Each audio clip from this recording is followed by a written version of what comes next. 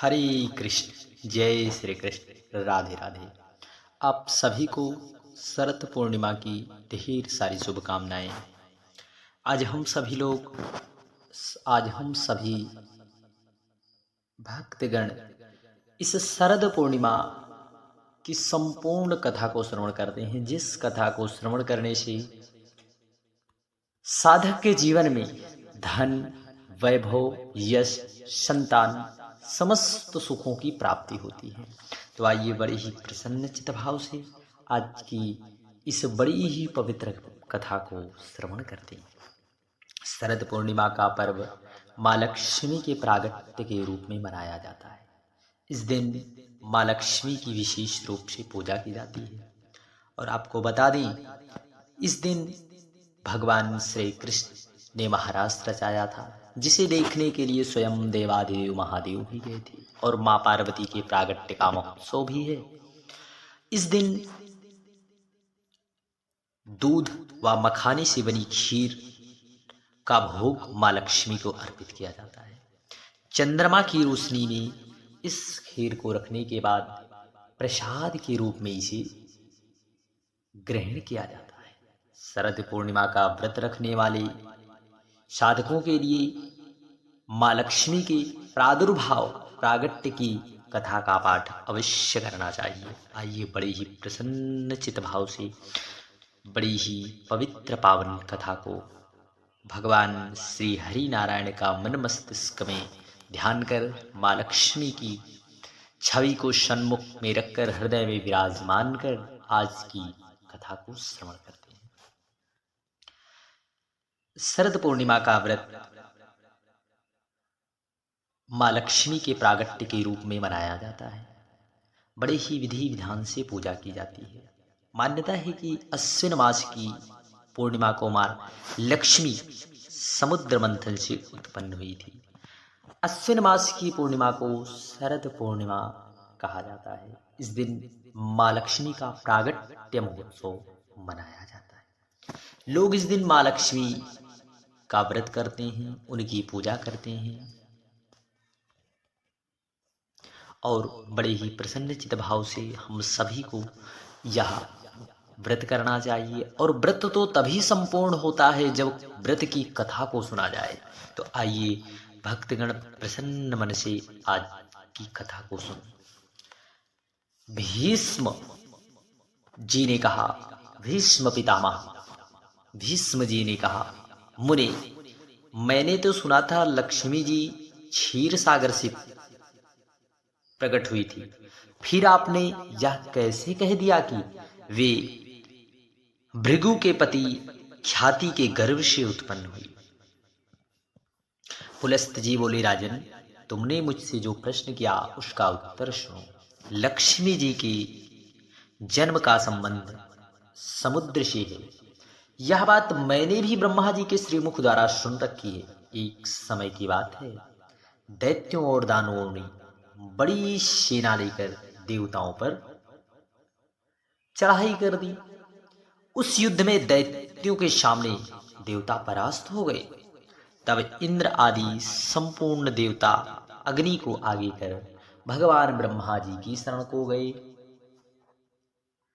वहां उन्होंने अपना सारा वृतांत जो है भगवान ब्रह्मा जी के सन्मुख प्रकट किया।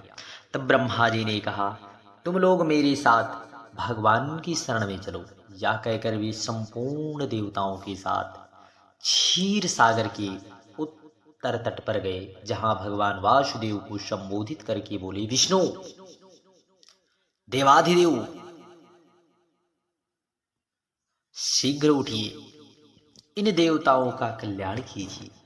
आपकी सहायता न मिलने से दानव इन्हें बारंबार परास्त करते हैं। उनके ऐसा कहने पर कमल के नेत्र वाले भगवान अंतर्यामी पुरुषोत्तम ने देवताओं के शरीर को अपूर्व अवस्था में देखकर कहा, देवगण, मैं तुम्हारे तेज की वृद्धि करूंगा। मैं जो उपाय बतलाता हूं उसे तुम लोग अवश्य करो। दैत्यों का के संग मिलकर सब प्रकार की औषधि ले आओ और उन्हें क्षीर सागर में डाल दो। फिर मंद्राचल को मथानी और वासुकी नाग को नेति रस्सी बनाकर समुद्र का मंथन कर उससे अमृत तत्व निकालो। इस कार्य में मैं तुम लोगों की सहायता करूंगा। समुद्र का मंथन करने पर जो अमृत निकलेगा उसका पान तुम लोग करो, बलवान और अमर हो जाओगे। देवादिदेव भगवान श्री हरि के ऐसा कहने पर संपूर्ण देवता दैत्यों के साथ संधि करके अमृत निकालने के यत्न में लग गए। देव दानव दैत्य सब मिलकर सब प्रकार को औषधि ले आए और उन्हें क्षीर सागर में डालकर मंद्राचल को मथानी वासुकी नाग की नेति बनाकर मंथन करना प्रारंभ कर दिया। भगवान विष्णु की देवता से सब देवता एक साथ रहकर वासुकी की पूंछ की ओर गए और देवताओं को उन्होंने वासुकी की सिर की ओर खड़ा कर दिया। भीष्म जी, वासुकी के मुख की सांस तथा विषाग्नि से झुलस जाने के कारण सब दैत्य निस्तेज हो गए। क्षीर सागर के बीच में ब्रह्मवेत्ता में श्रेष्ठ भगवान ब्रह्मा जी तथा महातेजस्वी महादेव जी कक्षप रूपधारी श्री हरि विष्णु की पीठ पर खड़े हो अपनी भुजाओं से कमल की भांति मंद्राचल को पकड़े हुए तथा स्वयं श्री हरि भी कूर्म रूप धारण करके क्षीर सागर के भीतर देवताओं और दैत्यों के बीच में स्थित थे। वे मंद्राचल को अपनी पीठ पर लिए डूबने से बचाते थे। तदंतर जब देवताओं और दानवों ने समुद्र का मंथन आरंभ किया तब सबसे पहले उससे देव पूजिता सुरभि का आविर्भाव हुआ, जो घी दूध की उत्पत्ति का स्थान मानी गई। तत्पश्चात वरुणी देवी प्रकट हुई, जिसके मद भरे नेत्र घूम रहे थे। वह पग पग पर लड़खड़ाती चलती थी। उसे अपवित्र मानकर देवताओं ने त्याग दिया। तब वह असुरों के पास जाकर बोली, दानो, मैं बल प्रदान करने वाली देवी हूं, तुम मुझे ग्रहण करो। दैत्यों ने उसे ग्रहण कर लिया। इसके बाद पुनः मंथन आरंभ हुआ। पारिजात कल्प वृक्ष उत्पन्न हुआ, जो अपनी शोभा से देवताओं का आनंद बढ़ाने वाला था। तदंतर 60 करोड़ अप्सराएं प्रकट हुई, जो देवताओं और दानवों की सामान्य रूप से भोग किया। जो लोग पुण्य करके देवलोक में जाते हैं उनका भी उनके ऊपर समान अधिकार होता है। अप्सराओं के बाद शीतल किरणों वाले चंद्रमा का प्रादुर्भाव होता है, जो देवताओं को आनंद प्रदान करने वाला था। उन्हें भगवान शंकर ने अपने लिए मांगते हुए कहा, देवताओं, ये चंद्रमा मेरी जटाओं के आभूषण होंगे, अतः मैं इन्हें ले लिया। मैंने ब्रह्मा जी ने बहुत अच्छा कहकर शंकर जी का अनुमोदन किया। तत्पश्चात कालकूट नाम का भयंकर विष उत्पन्न हुआ। उससे देवता और दानों सबको बड़ी पीड़ा हुई। तब महादेव जी ने स्वेच्छा से उसी विष को लेकर पी लिया। उसके पीने से उनके कंठ में काला दाग पड़ गया। तभी से महेश्वर नीलकंठ कहलाए। क्षीर सागर से निकली हुई उस विष का जो अंश पीने से बच गया, उसे शापों ने ग्रहण कर लिया। तदंतर अपने हाथ में अमृत से भरा हुआ कमंडलू ले भगवान धन्वंतरी जी का प्रागट्य हो गया, जो श्वेत वस्त्र धारण किए वैदराज के दर्शन से सब कामन स्वस्थ एवं प्रसन्न हो गया। इसके बाद उस समुद्र से उच्च स्त्रवा घोड़ा ऐरावत नाम का हाथी, ये दोनों क्रमशः प्रकट हुई।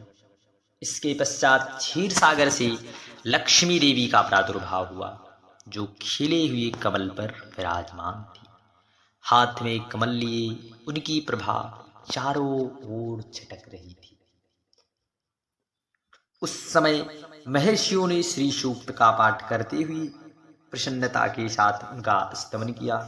साक्षात क्षीर समुद्र ने प्रकट होकर लक्ष्मी देवी को एक सुंदर माला भेंट की, जिसके कमल कभी मुरझाते नहीं थे। भगवान विश्वकर्मा उनके समस्त अंगों में आभूषण पहना दिए। स्नान के पश्चात दिव्य माला दिव्य वस्त्र धारण करके जब ये सब प्रकार से आभूषणों से विभूषित हुई, तब इंद्र आदि देवता तथा विद्याधर आदि ने उन्हें प्राप्त करने की इच्छा की। तब ब्रह्मा जी ने भगवान विष्णु से कहा, देवाधिदेव वासुदेव, मेरे द्वारा दी हुई इस लक्ष्मी देवी को आप ही ग्रहण करें। मैंने देवताओं और दानवों को मना कर दिया है, वे इन्हें पाने की इच्छा नहीं करेंगे। आपने जो स्थिरतापूर्वक इस समुद्र मंथन के कार्य को संपन्न किया है, इससे आप पर मैं बहुत संतुष्ट हूँ। यूं कहकर ब्रह्मा जी लक्ष्मी जी से बोले, देवी तुम भगवान केशव के पास जाओ, मेरे दी हुई पति को पाकर अनंत वर्षों तक आनंद का उपभोग करो। ब्रह्मा जी के ऐसा कहने पर लक्ष्मी जी समस्त देवताओं के देखते देखते श्री हरि के वक्षस्थल में चली गई। भगवान से बोली, देव आप कभी मेरा परित्याग ना करें, संपूर्ण जगत के प्रियतम हैं, सदा आपके आदेश का पालन करूंगी, आपके वक्षस्थल में निवास करूंगी। यह कहकर लक्ष्मी जी ने कृपा दृष्टि से देवताओं की ओर देखा, इससे उन्हें बड़ी प्रसन्नता हुई। इधर लक्ष्मी से परित्यक्त होने पर दैत्यों को बड़ा उद्वेग हुआ। उन्होंने झपट कर धन्वंतरी के हाथ से अमृत का पात्र छीन लिया। तब विष्णु भगवान ने माया से सुंदर स्त्री का स्वरूप धारण करके दैत्यों को लुभाया और उनके निकट जाकर, यहाँ अमृत का कमंडल मुझे दे दो। उस त्रिभुवन सुंदर रूपवती नारी को देखकर दैत्यों का चित्त काम के वशीभूत हो गया। उन्होंने चुपचाप वह अमृत उस सुंदरी के हाथ में दे दिया और स्वयं अपना सा मुंह ताकने लगे। दानों से अमृत लेकर भगवान ने